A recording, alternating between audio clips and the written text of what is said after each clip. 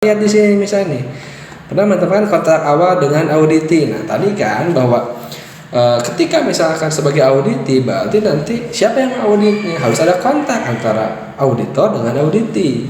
Ya. Kalau auditinya adalah organisasi kita, berarti kita harus mencari siapa auditornya. Kemudian tentukan juga kelayakan auditnya, layakkah diaudit dari sisi waktu, mungkin tempat. Misal jangan sampai ngomong audit misalkan akan mengganggu proses misalkan yang sedang berjalan, misal sedang ada ujian kah, bagaimana kalau sedang ada visitasi atau sedang ada rapat, sedang ada misalkan hal besar, itu jangan sampai audit itu mengganggu kan gitu. Makanya kelayakannya dari sisi waktunya, kemudian tempatnya, kondisinya kayak sekarang nih lagi COVID, bisa nggak diaudit secara onsite? Kalau kemarin mungkin pada saat PSBB kan nggak boleh nih ya terjun ke lapangan. Itu bagaimana? Nah ini dipikirkan. Kalau sudah oke, nah dipersiapkan apa? Nanti ini kerjanya seorang auditor nih ya. Atau apa ini? Ini kan auditor. Apa setelah dia kontak awal auditi tadi, kemudian menentukan kelayakan, oke sudah deal. Nah kemudian dia persiapkan, auditor mungkin minta dokumen-dokumen apa, persiapkan. Termasuk di sini ada namanya audit plan atau rencana audit. Kemudian juga tugas kerja kepada tim audit. Jadi tim auditnya itu dibuat di sini. Ya. Jadi kalau tadi berbicara masalah kesiapan auditor misalkan sudah ditentukan nih. Nah sekarang pembagiannya gimana di sini? Termasuk dokumen-dokumen apa yang akan kita kerjakan.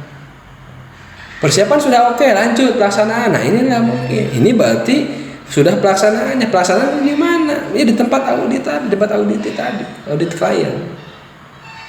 Ya, misalkan apa? Pertama ada rapat pembukaan dulu. Setelah pembukaan semua ada melihat dokumen-dokumen, ada komunikasi dan sebagainya. Setelah beres nanti onsite juga nanti mendiskusikan laporannya. Kemudian finalizing audit, setelah itu adalah melakukan tindak lanjutnya. Ini jika ada ya, tapi ya kalau misalkan enggak berarti sampaikan follow up selesai. Nah kita lihat ya di sini. Nah detailnya pertama gini, nah ini tuh kalau gambar seperti ini persiapannya, ya preparingnya, ini pelaksanaannya on-site di tempatnya dan juga ini post audit. Nah menurut ISO, nah ini yang sering kemudian di kampus juga sering. Jadi audit preparation itu biasanya ada kontak antara audit klien ya dengan auditornya, misalkan dari organisasi mana. Tadi disepakati kapan waktunya, ya, kemudian tempatnya di mana aja, apa yang mau diaudit, nah, tergantung tadi ya. Gitu kan. Kalau sudah oke, nah tadi di sini ya mereka tim auditor menyiapkan dokumen reviewnya, audit plannya. Membagi kerjanya, kalau misalkan kerja tim misalkan nanti dibagi-bagi ya gitu kan. Dokumen-dokumennya juga pembagian dari kerjanya. Nah kemudian setelah itu ya misalkan taruhlah audit itu disepakati misalkan 2 minggu kemudian. Nah pada saat hari H, nah ini on-site di sini sudah mulai. Kalau audit preparation biasanya tidak perlu auditor itu misalkan timnya itu mungkin ketemu dengan auditor semuanya, mungkin hanya perwakilannya aja, dan kadang pun mungkin bisa jadi by phone juga bisa. Ya, intinya adalah persiapannya. Sedangkan on-site ini dilakukan di auditi. Misalkan kalau misalkan kita mau mengaudit sistem informasi perpustakaan oleh eksternal audit tadi ya, nah berarti di mana tempatnya? Ya mungkin di sana, di STIMIK gitu. Nah tapi openingnya siapa? Nah nanti opening dibuka. Kemudian mulai proses audit, lihat dokumen, komunikasi, kemudian lihat observer atau guide, mengumpulkan juga verifikasi dokumen, melihat temuan. Kemudian penyampaian dari kesimpulan audit apa yang ditemukannya tadi. Kemudian selesai on-site-nya, meeting-nya, closing-nya. Ya muncul, nah setelah itu dia auditnya tempat selesai, setelah itu dia kan pulang auditor itu misalkan ke tempat penulisnya lagi, nah dia buat ya, report-reportnya seperti apa, audit reportnya, kemudian dikirimkan ke auditif ya, apa aja hasil dari auditnya sendiri itu. Kemudian juga di conducting dari audit follow up. Jadi follow up-nya apa? Misal ada temuan, nah temuannya apa? Kemudian bagaimana solusi untuk pada temuan tersebut. Nah itu prosesnya. Jadi ada persiapan, ada on-site pelaksanaan, dan ada post audit. Setelah pelaksanaan, nanti auditor juga mengirimkan ke audit. Itu ya, nah ini kegiatan audit. Nah secara spesifikasinya, nah secara lebih detail, nah ini mulai audit. Nah tadi menunjuk audit tim leader, definisikan tujuan audit tadi. Buat apa sih audit purpose itu? Apa aja yang akan diaudit? Siapa aja sih yang nanti tersangkut atau terkait? Nah ini. Misalnya di sini kalian audit di sini akan dilihat audit plan-nya, kerjasama auditinya, dan juga waktu sumber daya. Bisa nggak nih? Gitu kan? Dari waktunya pas, sumber daya yang udah disiapkan oleh auditinya tadi, oleh masalah program audit itu sendiri itu bisa diakses nggak? Kemudian menentukan tim auditnya. Dia kontak awal yang audit. Jadi siapa yang kontak awal? Ya auditor. Kemudian, nah ini ditapasi persiapan ya. Kemudian tadi ya ini yang pertama kan preparation. Nah kedua, nah ini dia. Ya, selain memulai audit, kemudian ketika audit itu oke, masuk kedua preparing audit activity, yaitu adalah review dokumen. Dipelajari dokumennya tuh ya. Kan bisa diminta tuh apa. Kalau misalkan ada di sini audit sebelumnya itu dipelajari ya. Jadi misal kalau tahun sebelumnya sudah ada audit tentang sistem perpustakaan, dibaca dulu laporannya. Apa yang menjadi temuan sebelumnya, gitu kan, kaji-kaji. Manual-manual, pedomannya, kebijakan terkait perpustakaan, prosedur peminjaman, prosedur sistem pengembalian buku, denda dan sebagainya, instruksi kerja, seperti apa kerjanya dari petugas. Kemudian bagaimana ketika ada trouble, gangguan dan sebagainya dipelajari, dokumen eksternal, aturan perpustakaan, undang-undang, bagaimana keamanan dan sebagainya, bagaimana legal-legalnya, ini direview dokumennya oleh auditor. Nah kemudian, masuk persiapan yang lainnya, yaitu apa ya tadi, ya tujuan-tujuan audit, ya dia membuat audit plan namanya, tujuan auditnya, kriterianya, ruang lingkupnya apa aja ya, organisasi apa dia sebut. Misalkan tadi kalau di perpustakaan berarti ada bagian peminjamannya, ada bagian pengembaliannya, ada bagian pengadaan bukunya. Kalau misalkan ada ini, ada juga di mana bagian pengolah datanya nih, atau terkait misalkan butuh server, nah, di mana servernya, siapa yang tanggung jawab. Nah tanggal tempatnya disepakati, waktunya, durasinya, jangan sampai mengganggu juga kan. Para tanggung jawabnya tadi siapa yang akan ini dibuatkan dalam namanya audit plan atau rencana audit. Jadi sebuah dokumen namanya audit plan. Kemudian alokasi sumber daya ya tadi lah ya, ini kan tadi auditor nanti minta nih ke auditi tentunya nanti seizin apa, seizin tadi manajer dari program audit ya. Termasuk identifikasi auditinya siapa aja ya, atau bagian apa aja yang terkait, tidak hanya perpus, mungkin bagian puskom kah, bagian pengadaannya dan juga yang lain. Oke, ini masih persiapan ya, jadi belum pelaksanaan persiapan ya, jadi masih belum, mungkin belum di tempat audit. Nah contohnya seperti ini nih misalkan ya, ini sampel ada audit, perusahaannya apa, auditinya, objektifnya apa, misalnya cek QMS sistem, mungkin misalkan cek dari library information system kan gitu, seperti apa, lokasinya di mana nih. Representatifnya siapa nih gitu kan, ini kepala bagian, dan di sana misalkan ke audit perpustakaan, lokasinya misalkan STM Tasikmalaya, perpustakaannya jalan apa, representatifnya misalkan siapa, kepala perpustakaan, kemudian petugas perpustakaan, operator, apalagi skopnya apa, bagiannya, kriterianya berdasarkan apa, misalnya ini kan ISO, misalnya nanti berdasarkan COVID, berdasarkan NIST atau ITIL, kapan waktu auditnya. Kemudian tim auditornya nih ya, siapa audit leadernya, siapa tim auditornya, siapa auditornya, anggotanya. Nah, tentunya di sini dalam audit plan atau rencana audit. Kemudian untuk pelaksanaannya juga di tadi ada opening meeting nih, pembukaan, siapa yang harus hadirnya, auditornya siapa. Kemudian top manajemennya apa, misalkan kita mau nanya terkait dengan sistem kebijakan dan sebagainya siapa. Kemudian terkait sistem informasi pengadaan buku, kita harus nemui siapa. siapa auditornya, siapa auditinya. Nah itu jadi ditentuin dari awal ya. Jadi di audit plan kan itu. Sehingga audit plan ini nanti akan diketahui tidak hanya oleh auditor, tapi juga oleh audit. Sehingga dia akan tahu penjadwalannya. Kemudian bagian apa dulu tadi, misalnya ada apakah bagian pengadaan dulu atau bagian peminjaman, apakah mungkin ada bagian data dulu, server dan sebagainya. Nah kita dibuatkan di sini dalam semua audit plan. Ini dibuat sebelum proses audit di tempat nanti on-site. Nah, persiapan di masa audit di sini juga ada pembagian ya tim ya, auditornya ya. Di sini internal eksternal tergantung konteksnya. Misalnya tadi independensinya, kompetensinya. Nah, ini yang harus diperhatikan ya. Jadi pembagian tadi kan misalnya tadi ada yang mengaudit ke servernya, ada mau audit ke pengadaannya, ada mau audit ke sistem dari peminjamannya. Mungkin oleh tadi anggota tadi itu kan dibagi ya, mungkin auditor nanti leadernya itu, atau leadnya atau kepalanya itu mungkin dia membagi auditor 1 ke sini, kedua ke sini, ketiga ke sini, itu diatur. Nah oke, nah selanjutnya adalah, nah setelah diatur ya pelaksanaan. Nah dokumen kerja tadi, nah tadi ini ya dibuat audit sampling plan-nya tadi ya, kemudian checklist itu apa? Itu adalah pertanyaan-pertanyaan yang akan ditanyakan pada saat audit. Ya, kalau audit plan berarti rencana audit untuk proses audit tersebut itu seperti apa? Ada tadi ya. Nah ini yang tadi, nah ini contohnya kan. Sedangkan dari sisi checklist itu apa aja yang akan ditanyakan, apa aja yang dicari, apa aja yang mau dilihat gitu kan, itu dibuat. Kemudian juga siapkan formnya. Kalau ada yang tidak sesuai, misalnya gini, standarnya harus misalnya gini, tapi kenyataannya bagaimana? Kita harus punya formnya atau dokumennya. Ini juga harus disiapkan. Nah, checklist tadi, nah apa manfaatnya checklist tadi? Nah ini untuk mengatur melalui audit. Jadi kalau misalkan saya auditor, saya kebagian mengaudit mengenai server data yang menyimpan sistem perpustakaan.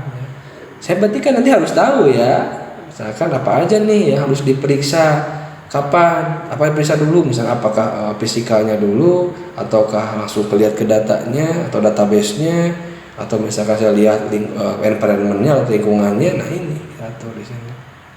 Checklist ini adalah bantu. Apa aja dibuat dalam checklist? Dan tadi apa yang harus dikerjakan, tujuannya untuk mencari apa, di mana tempatnya, when, kapan, siapa orang yang bertanggung jawab, harus jelas nanti ya. Bagaimana aturan dari. Saya contoh nih ya, misalkan di sini ini contoh audit. Kalau misalkan ini auditnya audit manajemen, misalkan gini ya. Kita lihat ya, misalnya di sini, misalkan di HRD itu misalkan capaiannya apa sih yang dicapainya, misalkan kerjanya itu bagaimana ya, misalkan kita lihat dokumentasinya ada tidak, buktinya apa. Nah kalau misalkan buktinya oke, kalau tidak oke. Nah kalau sistem misalnya gini, misalnya kita akan memeriksa masalah keamanan server dari sisi environment, bahwa ada standar bahwa server itu misalkan itu harus disimpan di ruangan yang aman, yang tertutup terkunci. Lihat dokumentasinya, menyatakan bahwa secara menurut standar bahwa server itu ya, harus di tempat yang tertutup terkunci. Nah kita lihat ya, hasilnya, buktinya betul nggak? Ternyata kalau iya server udah simpan aman tutup ya, berarti ambilkan fotonya, statusnya oke, berarti berarti temuan jadi yang kesesuaian. Tapi ternyata server itu ternyata disimpannya di ruangan terbuka, di ruangan biasa. Nah itu berarti ada ketidaksesuaian antara standar dengan ini. Nah itu disimpan dalam sifat namanya checklist. Jadi checklist di sini adalah alat bantu, ya, alat bantu untuk melakukan proses audit. Nanti kita akan bahas khusus mengenai bagaimana membangun checklist, juga bagaimana membangun tadi audit plan. Nanti kita akan ada sesi khusus mempelajari itu, ya, bagaimana membuat checklist yang baik, bagaimana membangun audit plan yang baik. Kemudian selanjutnya adalah pelaksanaannya ya. Kalau udah siapkan checklist sudah, kemudian ini sudah, nah pelaksanaannya tadi, ya, pelaksanaan audit. Dimulai dari apa? Dari tadi opening, meeting, pembukaan. Jadi kan kemarin berarti persiapan mungkin tidak di tempat. Nah sekarang pada DH misalkan tim auditor datang ke STIMI kampus, nanti mau audit perpus kan. Mungkin berkumpul di ruang rapat. Nah ini apa di ruang rapat? Nah di sini mulai di sini ya. Mungkin di sini ada auditornya kan, tim auditor. Di sini ada misalkan eksekutifnya, di sini misalkan ada ketua STIMIK-nya, ada pembantu-pembantu ketuanya, ada jajaran-jajarannya, termasuk ada tadi siapa, ada bagian yang akan diauditnya, misalkan perpustakaannya, ada kepala perpusnya, stafnya. Di sini berkumpul untuk apa? Pembukaan. Dikenalkan anggotanya oleh tim audit, dijabarkan lagi tujuannya apa, kemudian dikonfirmasikan tadi rencana audit yang tadi, audit plan tadi sampai di sana supaya mereka tahu, mengingatkan kembali lah. Walaupun misalkan kemarin sudah dikirim misalkan by email oleh auditor, mungkin dia diingatkan kembali. Teknis pelaksanaannya bagaimana? Nah, sumber daya apa yang diingatkan nanti. Nah, di sini pun ya tadi ya, tambahkan harus ada manajer program audit, kan dia yang tahu kan bahwa audit perpustakaan ini butuh akses untuk ke server. Nah, berarti dia yang memastikan tadi di sini. Tapi diingetin lagi di sini. Konfirmasi apa saja yang harus disiapkan. Bagaimana kerahasiaannya tadi ya, kesepakatannya. Bagaimana tadi misalkan mengenai personil siapa aja atau yang harus dihadirkan, jadwal misalnya tadi bagian server kapan nih ya, di wawancaranya, kemudian statusnya temuannya misalkan apakah major, minor atau berat, misalkan bisa berat, sedang, ringan ya, atau di sini istilahnya major atau minor atau observasi itu ya. Ini berarti pada saat pelaksanaan itu berarti ini pertama kali udah datang, kemudian pembukaan. Beres pembukaan, dimulai proses tadi ya. Nah ini proses mulai mencari informasi di sini. Ya dikumpulkan informasinya untuk apa? Untuk verifikasi buktinya. Nah, terhadap apa? Terhadap kriteria. Nanti standarnya apa? Buktinya pelaksanaannya bagaimana? Nanti jadi temuan. Temuannya apa ya tadi? Ya, jadi hasil kesimpulan nanti. Ya. Sifatnya nanti 5W, 1A, 1S, 1M ya. Wawancara ya. Jadi kemudian audit sendiri bagaimana metodenya ya tadi wawancara. Misal saya kalau pengen tahu ini server ini bagaimana perawatannya, ini sistem ini bagaimana nanti nyimpen datanya, bagaimana backup datanya. Nah, pertama itu wawancara, saya nanya ke bagian terkait, auditor nanya ke audit representatif. Prinsipnya apa? Nah ini. Kalau udah nanya apa, mungkin pengen lihat nih servernya aman tidak tadi ya kunjungi dengan observasi fisik, lihat aja. Nggak cukup misalkan ada fotonya server, tapi kita buktikan oh iya ya betul nih aman.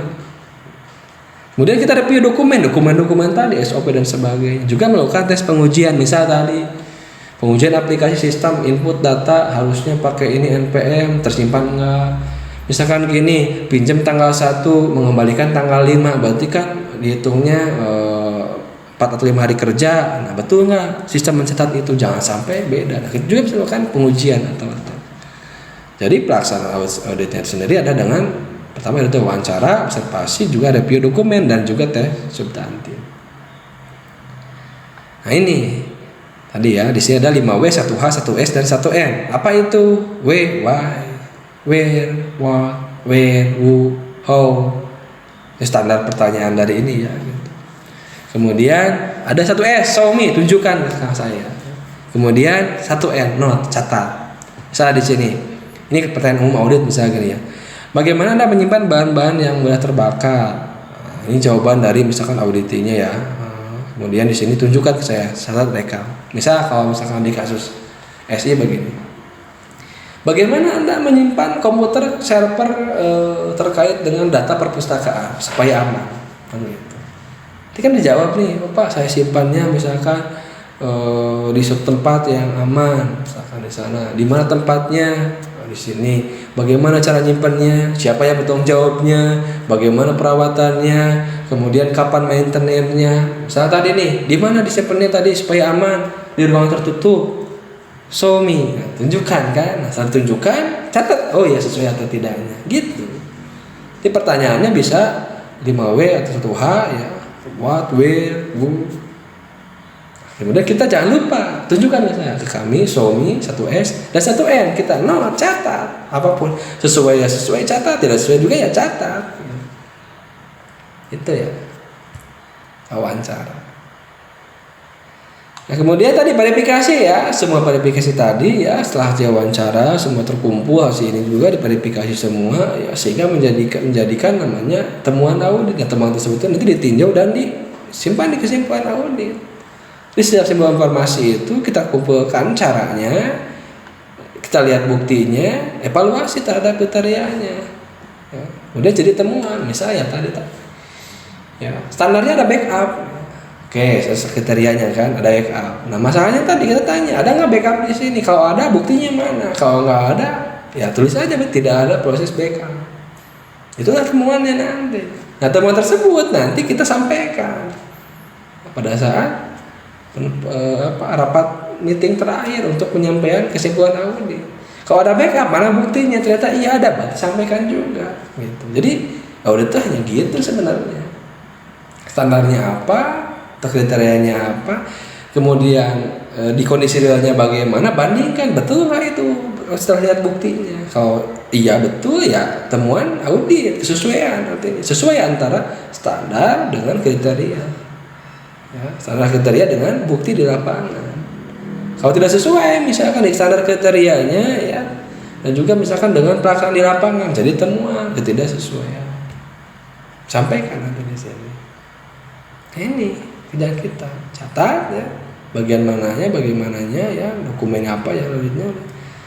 Nah nanti kan ada pasti temuan ya, apapun itu temuan, apakah yang conformity atau yang non conformity, temuan kesesuaian dan ketidaksesuaian ya. Atau mungkin temuan di sini observasi atau istilahnya itu apa, OPI ya, OFI ya, artinya apa, opportunity for improvement. Jadi bagusnya seperti ini. Nah ini temuan ini. Dua temuan itu ya secara global ya, kesesuaian dan tidak sesuaian. Nah temuannya tadi ya, kalau misalnya kesesuaian memenuhi, kesesuaian tidak memenuhi, tapi ada juga mungkin yang di tengah itu adalah yang opportunity for improvement. Jadi bukan temuan, tapi lebih bagusnya seperti ini. Ini ya disampaikan temuan-temuannya setelah audit. Ya, nah temuan audit di sini ini yang pertama nih ya, dijabarkannya ada OFI, yaitu ini tidak dikategorikan ketidaksesuaian, tidak melanggar elemen sistem, ya. Misalkan pengalaman seorang sifatnya saran, misalnya gini nih, bahwa ada diklat on job training. Nah, misalnya gini nih, di standarnya bahwa setiap petugas yang input sistem perpustakaan itu harus sudah terlatih. Nah kalau dia belum terlatih bagaimana? Kita lihat standarnya itu adakan pelatihan tiap misalkan semester sekali, berarti setahun 2 kali. Nah itu kan standarnya ya, atau kriterianya aturannya. Nah kemudian kita lihat buktinya betul nggak dilaksanakan audit itu, training itu. Kita melihat kalau ada dilaksanakan, mana bukti pelaksanaannya, mana bukti sertifikatnya, mana bukti kehadirannya. Nah kalau sesuai ternyata bahwa standarnya ada pelatihan setahun 2 kali, buktinya iya sama ada sekali, oke berarti kan itu sebenarnya itu adalah kesesuaian. Tapi misalnya gini, nah kita lihat juga nih, misalkan ya, ternyata pelaksanaannya itu waktunya itu misalkan pada saat perpustakaan sering ramai nih. Nah itu kan berarti mungkin bisa mengganggu ya. Secara definitif training itu dilaksanakan, tapi mungkin waktunya itu mungkin kita bisa timbangkan. Nah di sini timbangkan waktunya yang tepat. Karena apa? Kalau dilaksanakan sesuai memang, tapi mungkin bisa mengganggu setelah tidak proses dari perpus. Misalkan tadi operatornya itu 3 orang, 2 orang pelatihan hanya 1, padahal lagi ramai perpus. Nah berarti dipertimbangkan, itu disebut dengan OFI ya. Jadi opportunity for improvement. Beda dengan misalkan tadi ya, ketidaksesuaian ya tadi misalkan. Kalau ketidaksesuaian itu tadi ya, antara standar persyaratan ya dengan pelaksanaan tidak sama. Misal ini contoh ya. Nah, kalau kaitannya tadi nih, di standarnya itu pelatihan itu ke staf itu 1 kali semester, setahun 2 kali. Ternyata kenyataannya di sini bahwa semester kemarin itu nggak dilaksanakan. Nah itu mungkin ketidaksesuaian. Ya. Maaf, ketidaksesuaian ini ya, ketidaksesuaian gitu kan, tidak sesuai ya. Jadi harusnya 2 kali ini sekali. Nah jadi kan temuan. Gitu kan. Kalau kesesuaian ya berarti tadi karena seharusnya 2 kali ya 2 kali ya sesuai, ya udah jadikan 2 standarnya. Seperti tadi diklat itu semester sekali, kenyataannya memenuhi karena buktinya cocok, ya udah sesuai ya. Kalau tidak sesuai berarti ya tadi harusnya setahun 2 kali, ternyata hanya sekali. Entah karena apa, ya udah. Catat aja nanti dalam temuan. Misal hal lain, misal terkait yang temuan, misalkan yang sesuai, misalnya gini. Standarnya bahwa keamanan misalkan setiap komputer klien atau server itu dilengkapi dengan yang namanya UPS ya, atau penyimpan cadangan sementara listrik. Jadi biar kalau nggak mati lampu kan langsung mati aplikasi atau mati server, biar ada jeda untuk mati. Misalkan biar apa itu? Biar nggak rusak, biar data keburu disimpan. Standarnya ya. Nah kenyataannya bisa ternyata betul, di klien ada UPS, di server ada UPS semua. Ya udah, jadi kan sesuai ya. Nah yang tidak sesuai berarti yang sebaliknya, misal tadi standarnya setiap komputer baik PC klien yang ada di perpus atau di server ya itu ada UPS, tapi kenyataannya di server ada UPS di server, tapi di klien nggak ada UPS-nya, langsung dari terminal ya listriknya itu masuk ke komputer, nggak ke UPS dulu. Nah itu artinya kan antara standar dengan kenyataannya nggak sesuai, makanya di sana muncul yang namanya ketidaksesuaian gitu ya. Nah, WP-nya apa? Misalkan di sini bisa jadi bisa gini, penyimpanan UPS-nya nih misalkan ya misalkan penyimpanan UPS di sini itu misalkan di lantai saja ya. Nah, dikhawatirkan misalkan letaknya itu ke senggol atau ke gimana. Nah, berarti masalah peletakan dibuat lebih bagus, itu kan saran aja. Karena secara kesesuaian ya sesuai, tapi mungkin kita peletakan penempatan dibuat lebih misalkan artistik, lebih pas, jangan menghalangi jadi lebih inilah lebih ini. Walaupun secara aman sudah aman, tapi mungkin peletakannya supaya tidak istilahnya kebentur lah, kesenggol atau ketajong kalau kata orang Sunda. Nah ini contoh dari temuan tadi. Nah temuan tadi, nah ini tadi nih ya, Mayer, Miner, observation. Nah di sini ya menurut ISO ya di sini ini minor, berulang-ulang tidak sesuaian, dampak itu ke pelanggan ini sangat mayor ya, sangat kita ya. Jadi kalau yang kesesuaian juga nanti ada yang minor, ada yang minor ya gitu kan. Nah yang kalau yang conformity kan nggak masalah ya, yang NC yang conformity itu nanti ada yang minor, ada yang mayor. Misalkan prosedurnya gimana ternyata tidak konsisten, tapi dampaknya masih internal. Kalau dampaknya udah luas, pelanggaran aturan tidak sesuai dengan keharusan, ini sudah mayor. Oh, ini adalah saran aja. Nah di sini kemudian ya reportingnya nanti bagaimana temuan itu dengan prinsip ini ada PLOR, problem, difference, location, objective dan reference-nya. Jadi bagian mana yang menjadi masalahnya, kendalanya di mana bagian apa, kemudian buktinya apa, nah standarnya itu apa yang mengaturnya, misalnya gini. Nah kalau PLOR ini adalah sesuai semua, berarti ya tidak ada non-conformity, artinya sesuai ya, berarti cek kesesuaian atau observasi tadi ada improvement-nya. Kalau di sini ada yang tidak ada salah satu, berarti nanti jadi non-conformity atau ketidaksesuaian atau tidak memenuhi. Misalnya nih, contoh di ISO ya umum ya, target kepuasan indeks pelanggan itu tahun ini itu departemen marketing itu tidak dianalisa dan dievaluasi seperti yang diminta dalam prosedur. Jadi ada reference-nya apa, data standarnya, reference ini R-nya. Ya, apa problemnya? Tidak lakukan analisa. Di mana lokasinya? Marketing. Apa objektif reference-nya? Target KPI, gitu kan? Nah, ya evidence-nya ya. Gitu. Nah, misalnya tadi terkait server misalkan. Nah, keamanan komputer ya di ruang server itu kasihnya kan ya. Nah, di sini ada tidak dilakukan dengan aman misalkan. Nah, ini misalkan diminta dalam standar misalkan COVID atau standar aturan perusahaan nomor berapa tentang security misalkan. Jadi misalkan di COVID sekian ada tentang membahas masalah pengamanan aset server ya.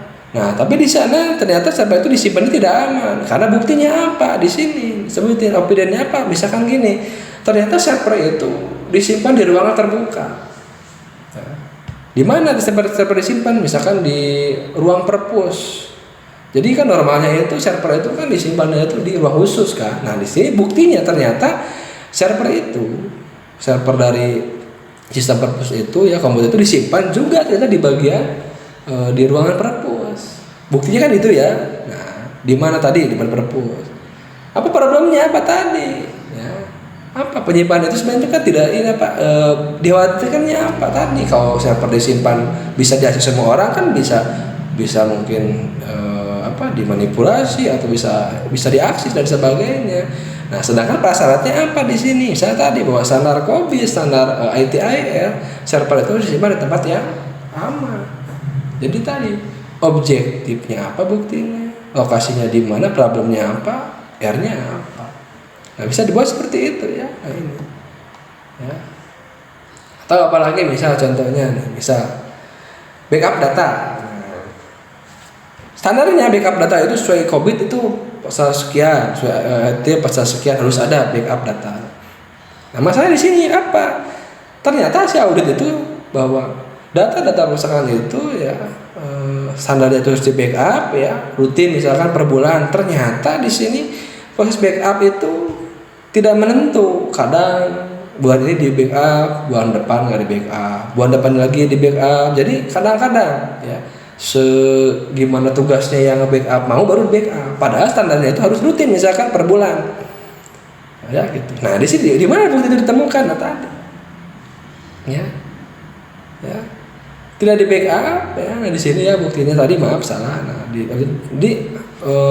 petugas backup itu tidak menjalankan prosesnya gitu kan. Nah akibatnya apa? Problemnya apa? Nah tadi bayangkan kalau nggak di backup, kalau suatu saat data hilang, muncul kan masalah. Misalnya datanya bisa nggak di backup, kemudian rusak harddisknya, kita nggak punya cadangan. Nah itu kan masalahnya, problemnya. Jadi objektif evidence-nya adalah apa?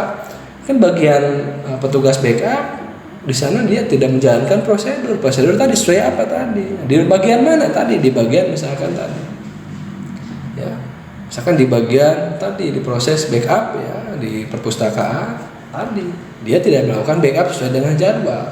Problemnya apa tadi? Dikhawatirkan muncul ada kehilangan datanya tidak bisa di-cover dengan baik, di-recovery. Padahal prosedurnya sudah ditetapkan. Nah, ini contoh ya. Nah, kemudian semua dokumen itu disimpan di sini. Auditornya siapa, auditornya apa, verifikasinya gimana. Apa ketidaksesuaiannya, nomor tanggal yang tulis di sini, temuannya itu minor, mayor atau observasi. Nah, apa yang tidak sesuai kriterianya tadi, standarnya. Siapa auditornya di tim di sini yang kita waktu itu kumpulkan datanya. Yang auditnya ditulis. Ya. Nah, kemudian muncul kesimpulan. Nah, setelah semua ya dikumpulkan, muncul kesimpulan ya terkait efektivitas penerapan sistem. Nah, tergantung tujuan audit tadi ya gitu kan. Ada penyimpulan audit. Kemudian ya teman tadi di closing meeting itu ya di rapat penutup tadi kan berarti anggaplah gini, pagi itu sesuai plan itu pembukaan, kemudian siang sampai sore itu proses audit ya, wawancara, kunjungan ke server, ke lapangan, observasi. Setelah itu kan nanti closing meeting sorenya, di sini sampaikan temuan audit dan kesimpulannya. Ya, apa sih temuan-temuan tadi? Misalnya ada 5 temuan yang non konformatif ya, yang artinya ya temuan yang tidak sesuai apa aja, disimpulkan auditnya seperti apa. Kemudian nanti disampaikan, nah dihadiri oleh auditi dan klien audit. Jadi auditinya siapa juga kliennya. Misalkan kalau klien auditnya berarti ketua stemiknya tuh, auditinya nanti juga oleh pihak perpustakaannya, orang-orang perpustakaannya juga sama. Disampaikan di sana apa ketemuannya dan bagaimana solusinya gitu. Hambatan-hambatan apa ceritakan. Kemudian mana temuan juga diklarifikasi dulu. Betul nggak apa ini? Bisa tadi pada saat wawancara ditanyakan ternyata tidak ada proses backupnya, kadang-kadang betul nggak dikonfirmasi. Dia diberikan rekomendasi dari perbaikan. Nah termasuk temuan tadi itu juga diberikan prioritas ya. Misal tadi mana yang proses tinggi ini pita nih, misal tadi kalau nggak di backup itu pita. Tapi kalau misalnya ada kesalahan prosedur, misalkan pencatatannya kadang kesalahan penuh input data, mungkin bisa diperbaiki, diedit. Tapi kalau misalkan yang lain, jadi urut. Ada 5 temuan, mana nih yang sifatnya itu mayor, minor, mana nih yang tingkatnya temuan yang ada tinggi ya, yang sedang atau yang rendah pada saat closing. Nah kemudian setelah beres closing, nah beres kan selesai di onsite, kemudian auditor mungkin pulang ke tempat asal, dia buat laporan audit ya lengkap ya tadi, bukti-buktinya apa, temuannya apa, semua dibuat bundel. Kemudian setelah dibuat laporan, kemudian dia penyelesaian audit dengan cara apa. Nah laporan ini kan diserahin tuh ke sana ya, ke mana, ke klien ya. Jadi setelah dibuat tuh diserahkan ya ke audit kliennya untuk nanti. Kemudian dia secara umum audit selesai di sini. Artinya sepakat audit selesai. Mungkin kalau ada menyangkut masalah pembiayaan diselesaikan. Kemudian bukti rekaman audit kemudian disepakati ya. Misalkan tadi ya, saya punya foto-foto terkait proses audit itu dikemanakan, diserahkan kan ke bank audit, ke program audit, di sana manajernya oleh auditor. Nah di sini terus dibuatkan klausul di sana bahwa di sini adalah tim audit dan pengelola program tadi ya, jadi tim audit auditor dan pengelola program tadi manajer juga menjaga kerahasiaan gitu, proses audit ya. Rekaman-rekaman tadi juga disimpan, diusahakan sesuai kepentingan. Silakan itu apakah disimpan selama 6 bulan, nanti 6 bulan harus dimusnahkan ataukah langsung dimusnahkan atau bagaimana itu pada saat selesai audit selesai. Dan juga ada otoritas hukum misalkan itu bagaimana. Karena pada follow up, nah ini juga ya tergantung ya.